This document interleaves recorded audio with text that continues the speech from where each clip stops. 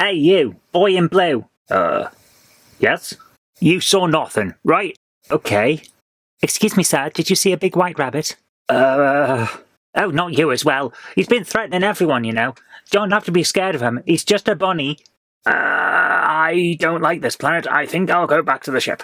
Hello and welcome to another episode of Trek Hammer, where we're talking about every single episode of Star Trek, from the original episodes and the pilots, all the way through to the modern episodes. Yes, that's right, we're doing the lot.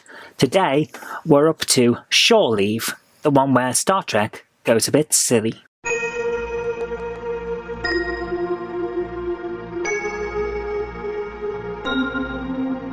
So this one's an interesting idea, but I don't think it's executed in quite the right way. The crew have arrived in orbit around a planet that seems uninhabited. It's got no animal life, it's got no bacterial life. It's got some ferns and it's got some trees, but nothing else. It seems perfect, it's idyllic, it's like a Garden of Eden, and the crew are absolutely exhausted. They all need time off. So a landing party goes down to scout the place out and report back on whether it's safe. They say yes, so people start preparing to beam down. The captain comes down and things go a little bit awry. We first get an idea that something's up when McCoy sees the white rabbit from Alice in Wonderland, closely followed by Alice herself. This seems a little bit odd for a planet that is supposedly has no animal life on it to actually see some animals on the planet.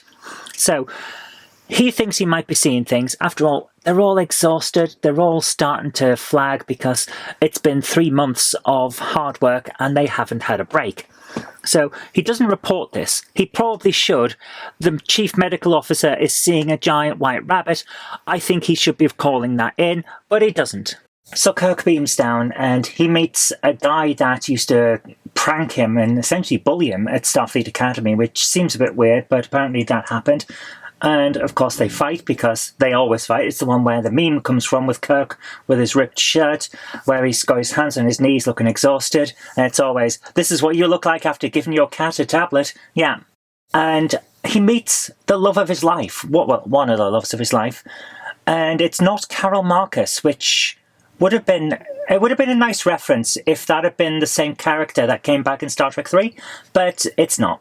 One of the ladies on the ship sees Don Juan, who tries to attack her, because, of course, that's going to happen. It's the 60s. Sulu finds a gun under a rock and immediately starts firing it wildly into wherever he feels like, which causes everyone else to come running. Kirk, quite rightly, confiscates this thing from him because he's acting recklessly.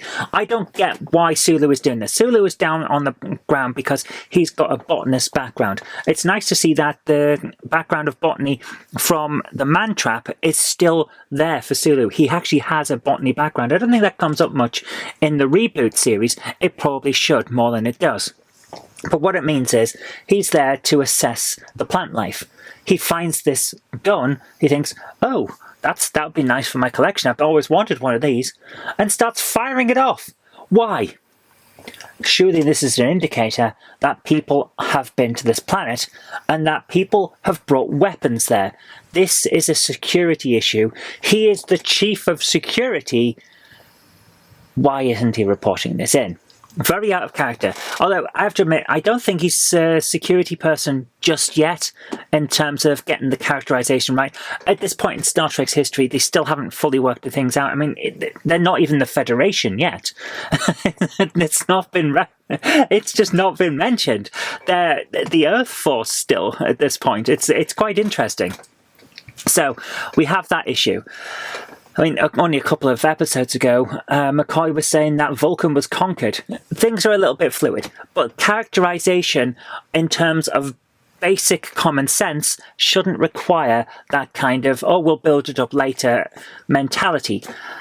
But he's not the only one, because the woman who gets her dress ripped by Don Juan later finds a dress, a medieval style, very flamboyant, fancy dress, just laid in a bush.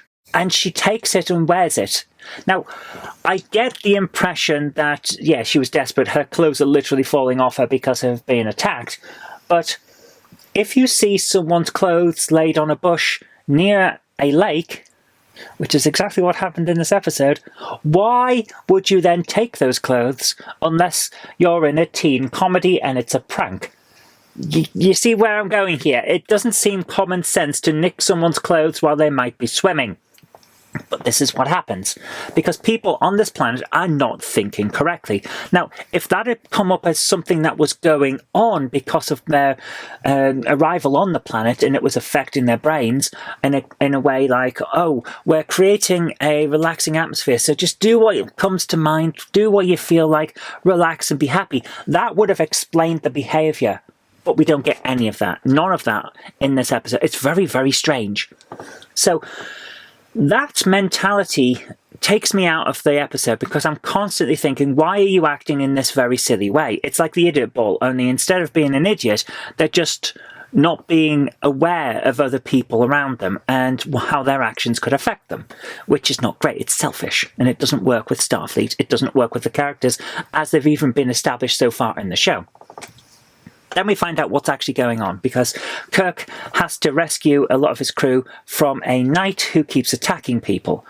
So he uses the gun that he confiscated off Sulu and just shoots the knight. It goes straight through the armor and kills the guy. It turns out, oh, this guy isn't a guy. He's some kind of plant in humanoid form. That was a great reveal. I really thought that was a great reveal. And then after that, we find that McCoy, who somehow died earlier on, I can't quite remember in my head how he died, but he does die. He then comes back as if nothing had happened and explains that he's been talking to the guys that are running this planet. And it's a pleasure planet. It's designed to give you whatever's on your mind so that you can relax and be happy. And they're all welcome to come and join the people on the planet and have a nice vacation, which is lovely. But they have to explain what's going on. Humans just have wandering thoughts. Sometimes the things that they think about are quite dangerous and shouldn't be made real by this planet. So they explain all of that, and then everyone ends happily ever after and no one dies, which is nice. It's a nice episode.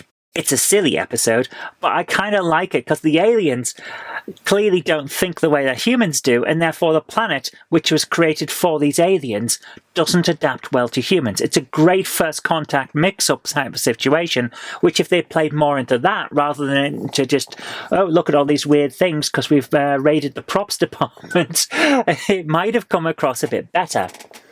But overall, it's not the worst episode. It's silly, but it's not the worst episode by far. It's just a bit daft. It's a nice breather episode before we go into some of the deeper and more emotional ones that come after.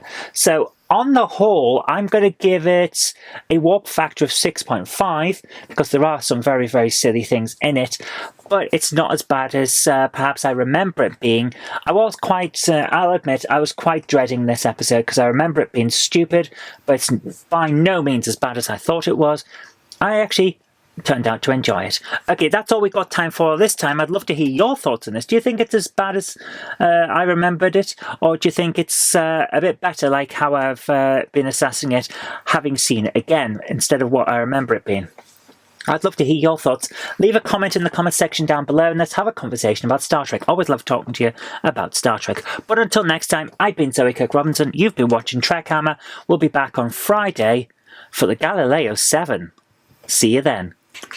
If you like the show, please consider supporting me on Patreon. It really does help create future videos. That's patreon.com/Zoe Kirk-Robinson. And I've got an extra special thanks going out to Chief89, Sam Yates, Retro Mickey 82, Mo Henry, and George Botterini. Thank you so much, guys.